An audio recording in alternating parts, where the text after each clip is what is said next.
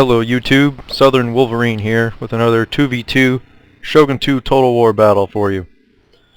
Alright, this one as you can see is on, I forget what the name of the map is, but we got this big angled lake in the middle which is sort of going to split this map into two sides. So I've got this side, these are my troops here, Southern Wolverine against Freedom Bringer on the other side. My force consists of 4 pretty good infantry units. The only one that's not veteran is this one unit of Imperial Infantry. I have the Shadow Government, my Shinsengumi Police Force. I have an Old Guard, the Infantry to Marine with 7 chevrons, so that's a very dangerous unit. And also my Acadian 54th Imperial Guard Infantry. And I have 3 units of 4 to 7 chevron Yariki waiting in the trees to support. My allies got this unit of Parrot guns that's trying to oversee this whole center area and cover the 2 buildings.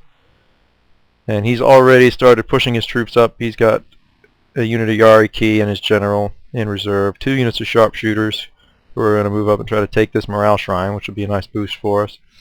And then he has 3 Shogunate Guard infantry, or Shogunate infantry, sorry, and 2 units of Shogutai to support them.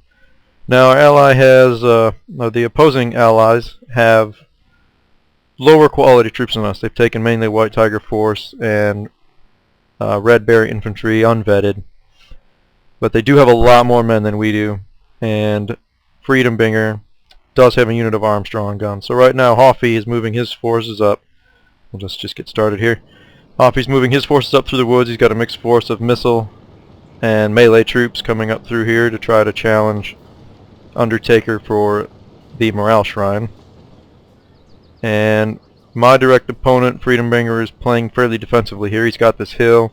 He's got a line of Red Bear infantry with a White Tiger force or 2 supporting. And I believe he has a couple units of Yariki hidden. And he's got this unit of Armstrong guns, which would be a major problem for my fairly elite force if they weren't sighted so poorly. I hate to give them a hard time on this one, but they're sort of set up on the back slope. They should have started off the battle, immediately moved up to the top of this hill where they would have been a serious problem for me. So you can see they don't have a great line of sight on anything from here, and really it's surprising that they're going to get any shots off from that position. So in any case, soon here I'm going to stop sneaking and just break out in the open to try to capture this farmhouse. Our plan in this battle is to basically try to take the 3 buildings. Now my ally has the 2 more important buildings on his side, the archery dojo, which obviously making your missile troops reload faster is going to be a major benefit. And the morale shrine, also very important, keeps your men from running away. And that's going to become useful to me, as you'll see as the battle goes on. This farmhouse, the increased stamina, not as big a deal, but I'm going to take it nonetheless. If we can take all 3 of these, it starts a 10-minute countdown and forces these opponents to come out of their fairly defensive stance at the moment. Alright, so here comes my push out to the farmhouse. Let's get down on this and see these troops just pouring out of the trees.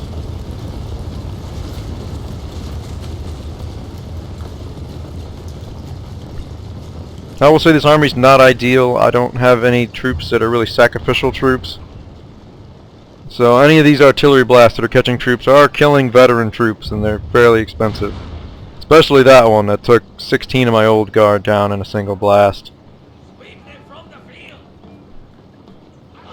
So I'm pretty much going to draw up a line here right at the farmhouse and basically challenge his infantry to come out and fight me. And now if I can get close enough to this hill, I can see where, by the way it's sighted, if I get close enough, he's not going to be able to depress the guns far enough to have a line of sight on me, which is a pretty significant oversight on his part. Now you see his Yariki moving back there in the woods.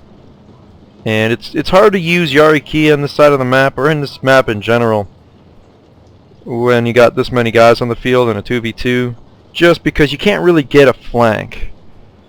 You see I'm up against the impassable terrain on one side and this lake on the other side. It's going to make it very hard for those guys to really get a good jump on me.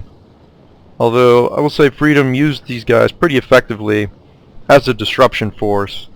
And you're going to see this unit in just a second come out and do just that to my Imperial infantry. So, but for the moment we're just trying to stare each other into making a mistake. So I, not being the most patient, decide I'm going to push the issue. And I'm going to come up and try to shoot these guys, force them to move. And let's just watch how Freedom responds. So he is going to get the first volley, which is sort of unfortunate. And my guys get caught in this reforming a little bit. But now we're in a shootout. My general's going to come up and he's going to help me tip the firepower advantage more in my favor.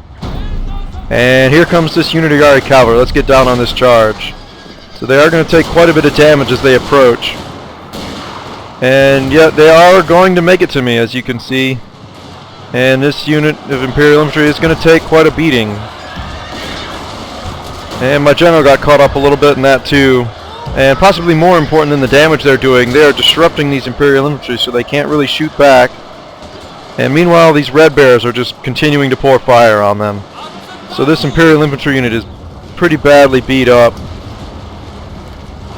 And my cavalry coming up to try to support, and they've now changed their mind. They don't want to get caught in the crossfire, and they're going to pull back. But you see both the Imperial Infantry here and the Shinsengumi suffered pretty badly in that exchange. Plus there's now 4 units of infantry shooting at the 2 of them. So they're falling fairly quickly. And he repeats the same disruption charge over here on my guard infantry.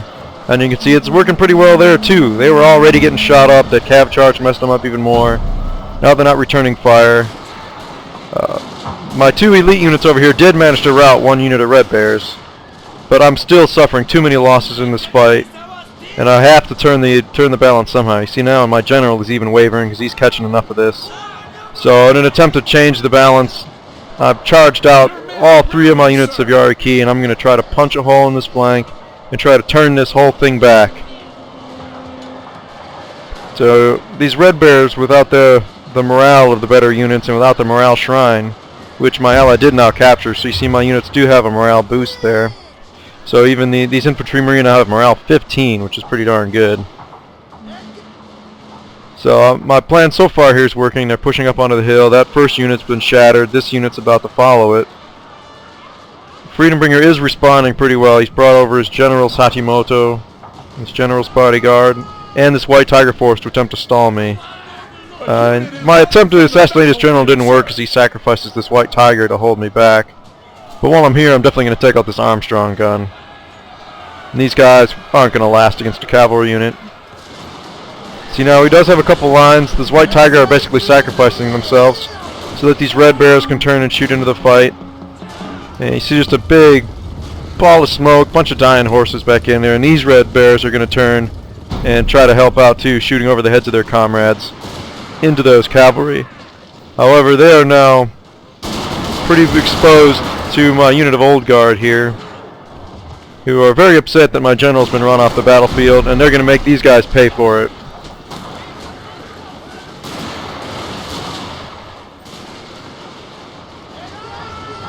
So these Red Bears rout under the concentrated fire from the flank, but you do see my cavalry's pretty well spent. I'm down only 40 horses out of the some 240 that I sent on that charge. I know at this point they're pretty much a spent force, so I'm just trying to get what I can out of them at this point, trying to kill the general again, and that's not working out for me, so I'm going to just try to hit these routing units and try to make sure that they go away. However, Hoffy here is bringing over the unit of Yariki, and he's going to try to finish these guys off and keep his ally in the fight. So my cavalry's pretty much spent, my general's run off, and I'm down to these 2 units, the infantry to marine, who are still over 100 men, and this badly beaten up unit of guard infantry who's down below 25% strength. So I'm just going to draw up a line with these guys and just sort of pray that they can hold off this line of numerically superior but inferior quality infantry.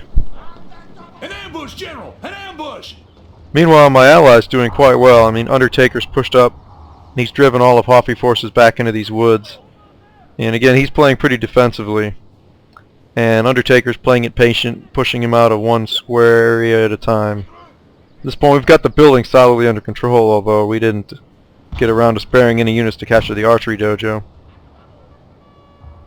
And you can hear Undertaker's parrot guns going there. They've got a good position on this hill, and they're just shooting into this flank to try to protect those sharpshooters.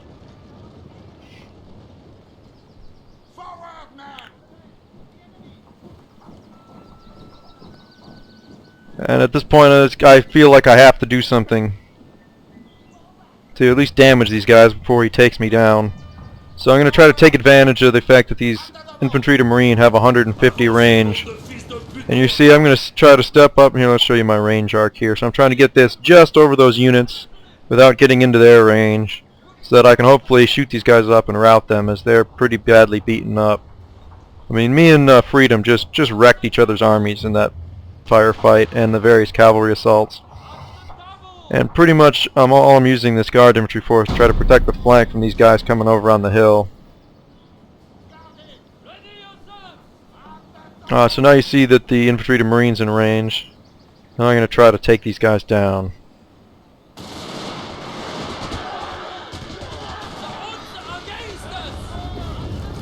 So Freedom responds quickly to that. He might not have initially realized I had the range advantage, but as soon as he does, he brings these guys up and calls on his ally Hoppy to bring this nearly full-strength unit of Yari Key into the fight. And at this point, my flanking force of Cadian 54th Infantry is gone, and I just took a Yari Key charge on my last remaining unit, so I'm figuring I'm done.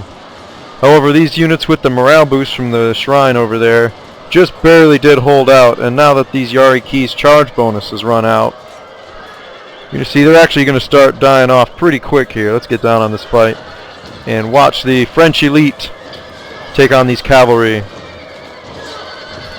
So amazingly, they're able to hold the line, rout these Yari Key, but now the old guard stands alone. So they're going to try and pull out of this. They don't want to fight a 4-on-1. It's already ugly enough as it is.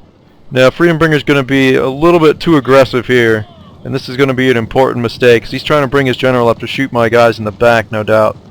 However, I see the coming, turn them around, and watch what happens to his general's unit. Just brutal. Just brutal. Now with the loss of their general, you see these units are all going to start to waver. They don't have great morale to begin with, and that morale penalty from losing the general is going to just about break this army. And now the old guard, you see one volley. One volley is going to shatter these red bears. So they're going to reload, turn their fire on these guys. The next red bear. And they're going to shatter in a single volley. And now this last unit of red bear, they're going to shatter in a single volley. So losing that general at that point in the battle proved to be decisive, as these red bear flee the field with a storm of bullets from the infantry to marine following them. So now the old line is, or the old guard has hold this whole flank by themselves basically, and they're going to try to move over to help finish off a fight between Undertaker and Hoffy and do what they can. You see this fight's well underway, so I'm really not going to make it over there in time. There is a large melee going on the far right flank between Undertaker's Shogatai and Hoffy's Katanakachi. Over the Shogatai, ooh, that guy just got stabbed in the neck and got his head cut off. That's gotta hurt. However, these Shogatai are a better unit, and the generals there providing moral support, so those Katanakachi are going to break, and that whole flank's going to turn. So really now Hoffy's always just down to these two units of White Tiger Force and this badly beat unit of Fokachi. So here you see the battle results screen, and I deployed easily the fewest men, and I suffered way more losses than my ally did. I mean, you saw my last unit standing was that one unit of infantry to marine, and you see how many troops Hoffy and Freedom Bringer brought to the fight. They outnumbered us by quite a lot. However, I did do the most damage, despite having the smallest force. So let's see just how well those old guard Imperial or infantry to marine did. Now you see 633 kills. That's pretty heinous. These guys absolutely shredded everything in front of them. So with that, say good game to everybody involved, and this is Southern Wolverine signing off.